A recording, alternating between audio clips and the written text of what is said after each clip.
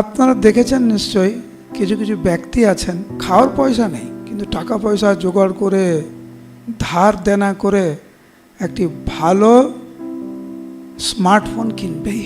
অর্থনৈতিক দিক দিয়ে সেরকম উন্নতি না, কিন্তু লোককে দেখানো একটা খুব গুরুত্বপূর্ণ।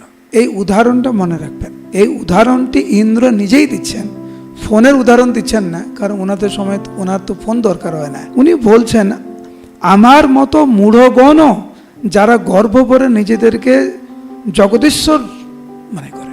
ভগবান অর্জুনকে বলছেন অশৌচানন বশৌচস্তিম প্রজ্ঞবাদম সেবাসে, পণ্ডিতের মতো কথা বলছো, তুমি তো মূর্খ একটা।